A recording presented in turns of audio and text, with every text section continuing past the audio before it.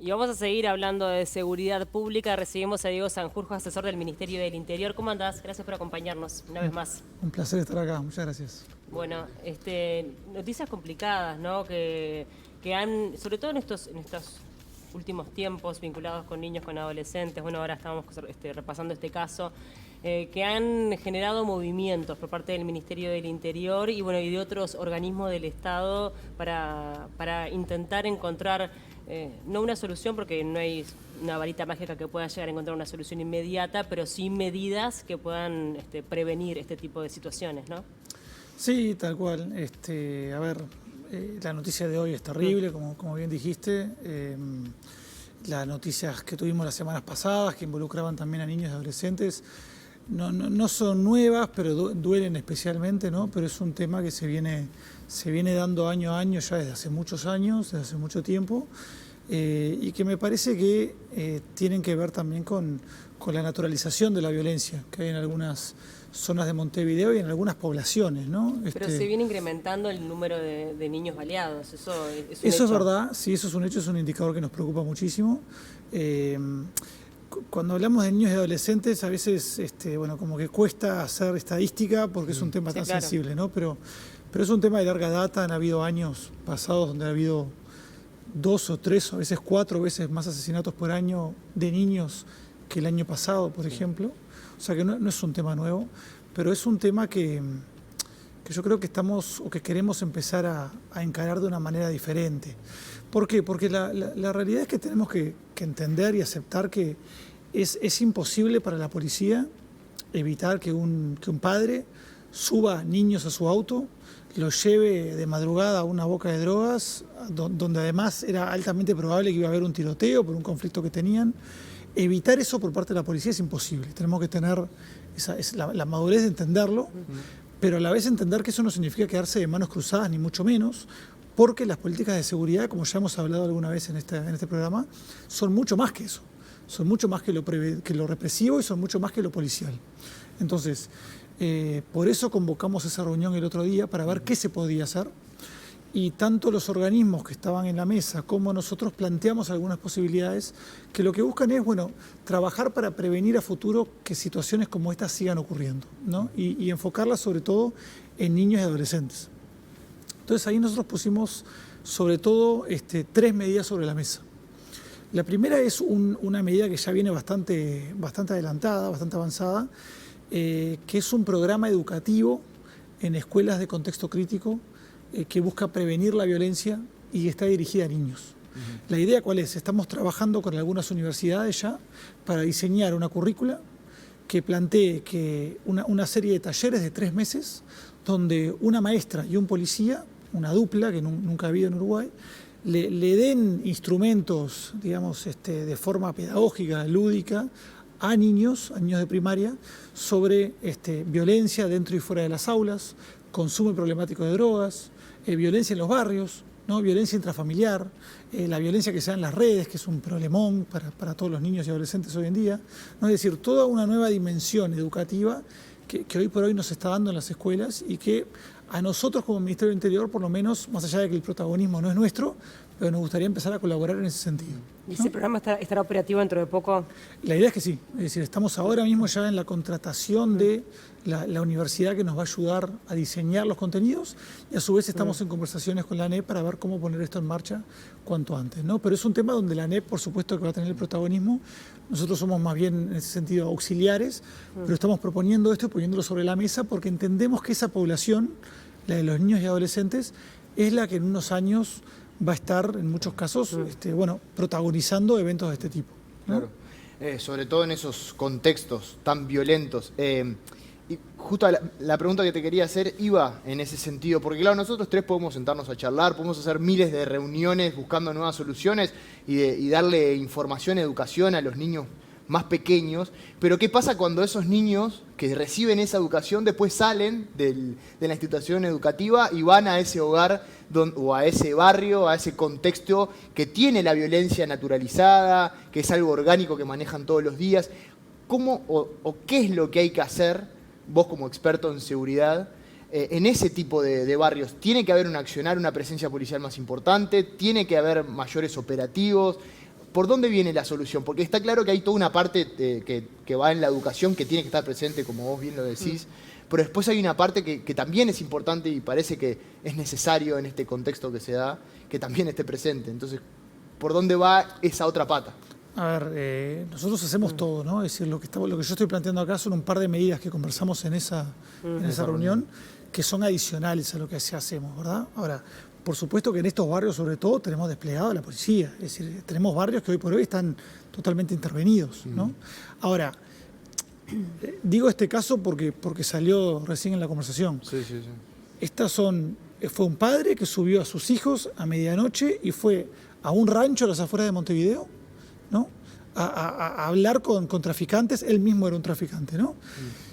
Eso tenemos que entender que es decir, era en el medio de la nada. No se puede hacer nada. No es que no pueda hacer nada, pero si yo lo planteo como que de alguna forma voy a reaccionar a eso policialmente y lo voy a evitar, te estoy mintiendo. Sí. No estoy haciendo política capaz, pero te estoy mintiendo. Sí. ¿No? La realidad es que eso yo no lo puedo evitar.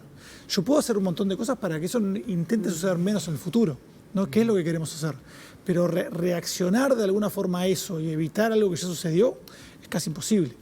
Una medida que planteamos entre todos en esa reunión y que es muy ambiciosa y que estaría muy buena, es, bueno, nosotros desde el Ministerio del Interior sabemos que el factor de riesgo que nos permite prever mejor que una persona en unos años va a terminar asociada a un delito es que los padres hayan estado asociados a un delito. Es decir, cuando uno vive en una casa donde los padres están asociados al delito, a la venta de drogas, al robo, ni hablar al homicidio, las probabilidades, lamentablemente, de que ese niño termine siguiendo los mismos pasos son altísimas, en Uruguay y en cualquier parte. Entonces lo que dijimos es, entre todas las instituciones que estaban ahí, estaba el INAU, la Suprema Corte de Justicia, la Fiscalía, la ANEP, dijimos, bueno, tenemos que blindar a esos niños. O sea, si hay unos niños en el país, que hay necesidades que van mucho más allá de todo lo que podemos hacer, ¿no? Pero si hay un grupo de niños y adolescentes a los que hay que blindar, es a esos, ¿no? Y un problema que tenemos es que todas estas instituciones trabajan de manera aislada sobre esos niños, ¿no? Y eso tiene que ver en parte en que hay mucha dificultad para compartir datos entre nosotros. Es decir, todos tienen datos que son similares, pero que son distintos, ¿no? Y no los podemos compartir, entre otras cosas, porque históricamente hay unas chacras que impiden que se compartan los datos, pero además legalmente es muy difícil compartir datos de niños y adolescentes. Entonces lo que estamos planteando ahora es ver cómo se puede hacer una especie de herramienta digital compartida por todos que nos permita que cada uno mande los datos y le vuelvan de forma anonimizada, pero para entender bien el concepto de cada uno, ¿no? De tal manera que cuando los padres de un niño sean formalizados, por ejemplo, la ANEP se puede enterar, ¿no? ACE se puede enterar. Es decir, que todos estemos sabiendo automáticamente en tiempo real sobre esa población muy focalizada qué necesidades tienen para poder blindarlos, ¿no? Ahora, cuando nos ponemos a repasar también un poco lo que son las estadísticas o las cifras, bueno, vos lo sabrás mejor, ¿qué fue lo que falló cuando no hemos podido bajar los homicidios? O al contrario, se han incrementado. No se han incrementado, quiero ser claro con eso. Es decir, en el Ministerio del Interior tenemos yo siempre digo que tengo una sensación contrariada, porque por un lado tenemos una satisfacción grande de haber bajado la gran mayoría de los delitos, es decir, desde 2019 para acá, las rapiñas han bajado casi un 30%, el avigeado ha bajado casi un 50%, el robo de vehículos, que es un indicador 100% fiable, porque todos tenemos que denunciar el robo de vehículos para cobrar el seguro, ha bajado casi un 25%, y eso para nosotros es una gran satisfacción porque se ha dado de manera gradual y sostenida durante 4 años. Pero tenemos un delito que es el más grave, sin duda, que son los homicidios, que bajó mucho durante 2 años con la pandemia y luego tras la pandemia subió de vuelta, ¿no? Y ahí yo creo que tuvimos un problema grave, que fue que la pandemia hizo muy difícil que podamos analizar bien la situación. Porque cuando vos tenés una reducción del 30%, y bueno, medio que te sentís satisfecho con lo que estás haciendo y no buscas medidas complementarias, ¿no? Entonces, cuando el tercer año suben los homicidios de vuelta, ahí empezamos a ver, bueno, lo que estamos haciendo no funciona, ¿no? ¿Pero está vinculado con un aumento del crimen organizado? Yo creo que no tanto, no realmente. Capaz que lo han visto hace unos días, que salió una investigación de la academia muy interesante que planteaba que sobredimensionamos los uruguayos la incidencia que tiene el narcotráfico y el crimen organizado sobre la violencia letal. Y lo que decía era que los homicidios que están realmente asociados al crimen organizado son mucho menos de lo que realmente pensamos que son. Es decir, tenemos un problema de homicidios en Uruguay grande. Uruguay tiene más homicidios por habitante que el promedio mundial y que incluso el promedio de América Latina. Pero no están asociados necesariamente al crimen organizado. Están asociados, sí, a un grupo poblacional, se da en ciertos barrios de la capital y de las ciudades, donde la violencia está naturalizada y donde cualquier conflicto da lugar a una balacera, a un tiroteo y muchas veces a un homicidio, ¿no? Entonces, ahora, a finales de 2023, pusimos en marcha una batería de medidas nuevas. Una de ellas yo la estuve conversando con ustedes hace como 6 meses. Esa medida ha seguido avanzando y ahora se va a poner en marcha dentro de 2 semanas, que es lo que llamamos un programa de interrupción de la violencia. El programa se llama Barrios sin Violencia, va a empezar a funcionar ahora. La semana pasada contratamos a 2 ONGs locales que lo van a llevar a cabo. Y lo que van a funcionar es un programa que ha funcionado en muchas ciudades de América Latina y del mundo con mucho éxito y que lo que busca es, a través de mediadores locales, interrumpir dinámicas de violencia. Es decir, por ejemplo, si se sabe, ¿no? Si una persona sabe que tiene un conflicto importante con alguien que vende droga en tal lado, ¿no? Sí. La policía, como les dije antes, es muy difícil que haga algo para impedirlo. Pero a lo mejor estas personas sí pueden hablar con las personas que están metidas en ese conflicto para ver cómo bajarle el tono, ¿no? Y decir, bueno, por lo menos no metamos a niños y adolescentes en esto, ¿no? Es decir, evitemos que este conflicto llegue a las familias. Sí, o por lo menos ejemplo, que puedas, esa persona contarle a la policía para tener un poco más de precaución y de prevención en ese conflicto. Es que el problema, volvemos a lo de antes, ¿no? Esa persona esa persona vendía droga, ¿no? El padre de esos niños tenía a su vez una boca de droga, fue a otra boca de droga y fue baleado, ¿no?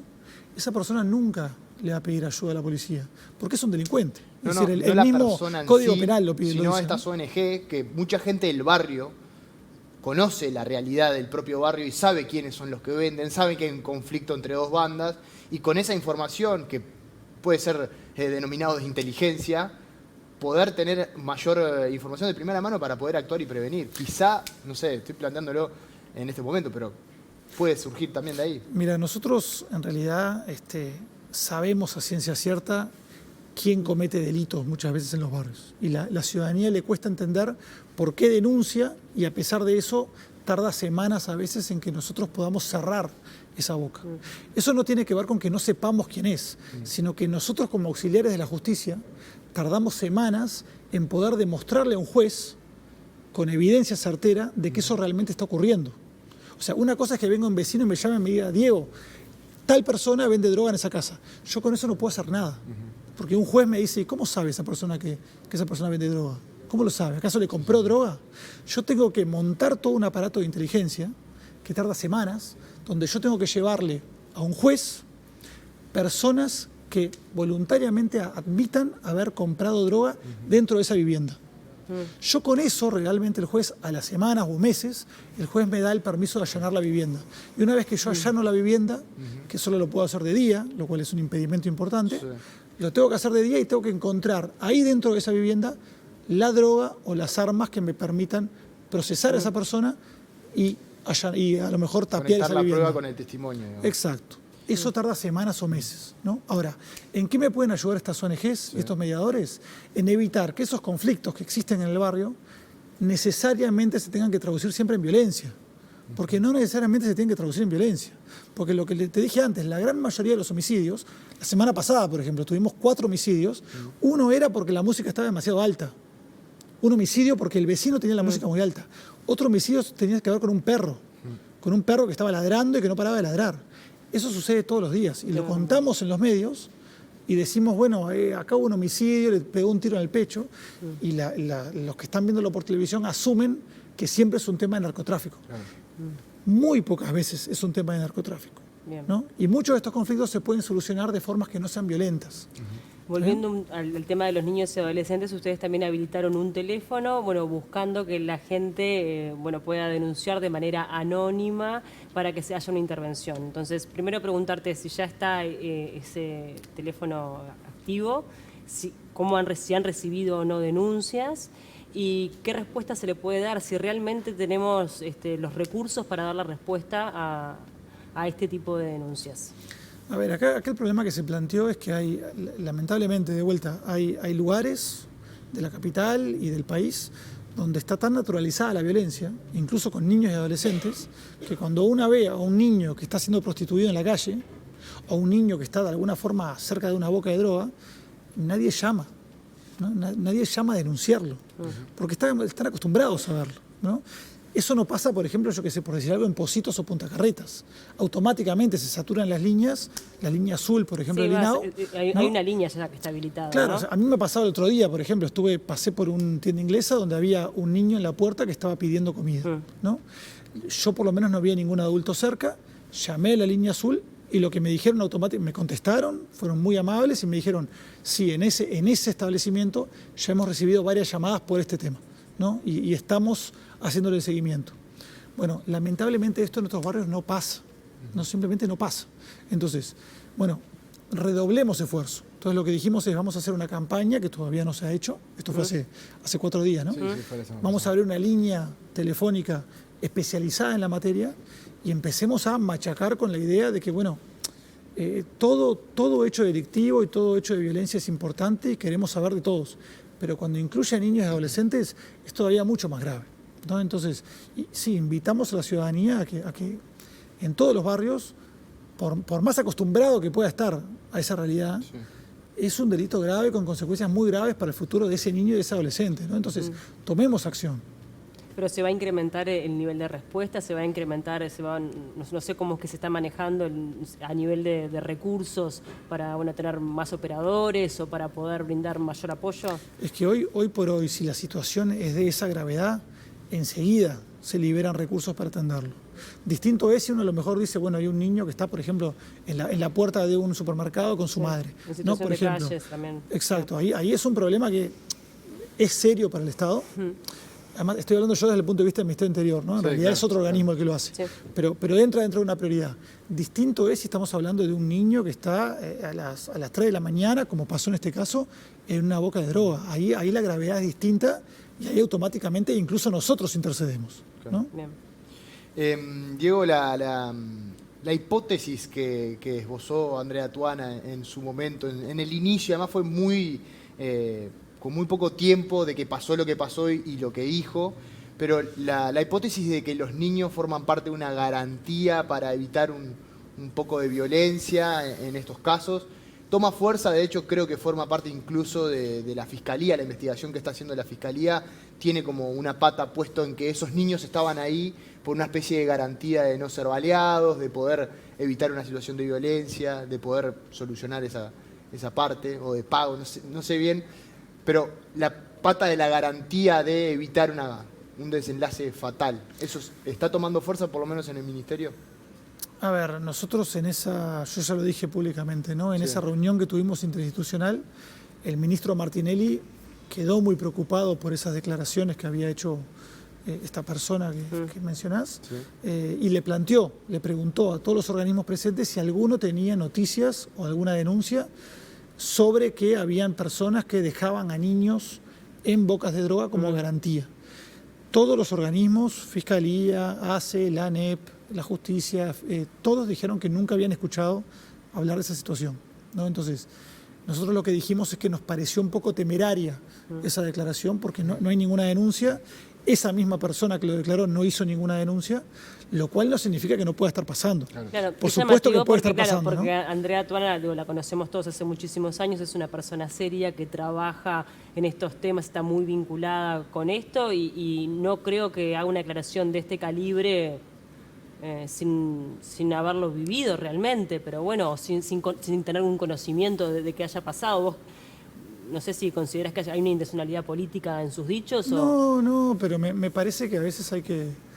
A ver, por ejemplo, ¿no? Antes les hablé de esa nueva investigación académica que tenemos que demuestra que sobredimensionamos todos, periodismo, incluso a veces el Ministerio del Interior, la política sin lugar a dudas y los ciudadanos, sobredimensionamos la importancia que tiene el narcotráfico en la violencia que se vive en los barrios, ¿no? Pensamos que es todo el narcotráfico y no lo es. No es con una intencionalidad, pero le damos una alarma pública a ciertos temas que no la merece ¿no? Y el problema que tiene es que luego no el la merece, diagnóstico pero por el narcotráfico falleció un niño de 2 años y 2 resultaron baleados. es un tema gravísimo. No la merece hasta ahí nomás, no sé. Yo te pregunto a vos, ¿Cómo por ejemplo, ¿qué porcentaje de los homicidios en Uruguay pensás que están ligados al narcotráfico? No, Tirame un número. No lo sé, no lo Pero sé. tirame un número. Me parece Más del 50%. Perfecto. ¿Sabes cuánto es? Menos del 5. Menos del 5%. ¿Cómo puede ser que periodistas que están, Sí. no es una crítica, digo, No, entiendo, periodistas entiendo. que están totalmente atentos a la situación de que pasa todos los días, piensen que es el 50% y la academia, junto con nuestro No sé observatorio, si nos todos los dice... periodistas piensan. En el caso No, es, bueno, es quien habla. ¿No? Está bien, pero está generalizado esa forma de pensar, ¿no? Cuando uno tiene el diagnóstico, pensando que más del 50% de los homicidios se deben al narcotráfico, las soluciones que vienen de ese diagnóstico es pongamos a los militares en la calle, ¿no? Bueno, a eso que me refiero. eso Y te es iba un a preguntar diagnóstico justo, equivocado, ¿no? Es Ahora, un cuando diagnóstico hablamos de equivocado, ¿no? narcotráfico, no hablamos únicamente de quién vende también, estamos hablando de quién consume, quién se acerca a una boca, quién, digo, está en ese mundo. Cuando ¿no? hablas Sí, de claro, pero ¿de qué serviría que yo ponga soldados en la calle para pelear contra un adicto? ¿No? Lo que pensamos en realidad es que hay unos grupos criminales organizados Sí. muy potentes causando una violencia desmedida en nuestros barrios. Pero cuando decís que no es narcotráfico, ¿a qué te referís? ¿A grande narcotráfico? Porque el narcomenudeo, que son pocos gramos de dosis, a veces son gramos, a veces son pocos kilos, me parece, yo no lo veo como algo aislado al narcotráfico. ¿Vos los homicidios, las cosas que pasan dentro del narcomenudeo, está incluido en el narcotráfico? Sí. Dentro de ese 5%. Pensá el homicidio de hoy. No tiene ningún vínculo con crimen organizado, ni con narcotráfico, ni con narcomenudeo. Es una persona que fue a robarle a un guardia de seguridad y de manera muy cobarde le disparó en la nuca, ¿no? Sí. Lamentablemente, la mayoría de nuestros homicidios son de ese tipo. ¿No? Pero no Entonces, se sabe si este robo, el intento de robo, no está vinculado de consumo, por ejemplo. Pero eso es algo distinto, ¿no? O sea, podría estar asociado al consumo, pero no está asociado Pero si al está crimen vinculado, organizado, no entra dentro de ese 5%. Y no. Bien. Pero porque o sea, la solución sería totalmente distinta. Una cosa es yo combatir una banda criminal, otra cosa es combatir un adicto, que tiene problemas hasta de salud pública, ¿no? Son cosas diferentes. Se entiende Ahora, el concepto. vuelvo a lo que dije antes. Yo creo que el trabajo que hace Andrés Tuana debe ser muy loable, no creo que tenga ninguna intencionalidad política. Lo que digo es que planteó una situación en la prensa que yo creo que se podría haber manejado mejor acercándose al Ministerio del Interior y planteándonos que eso estaba sucediendo. Porque nosotros, de vuelta, no tenemos ninguna noticia de que eso haya pasado. Lo cual no significa que pueda pasar, porque todo puede pasar, ¿no?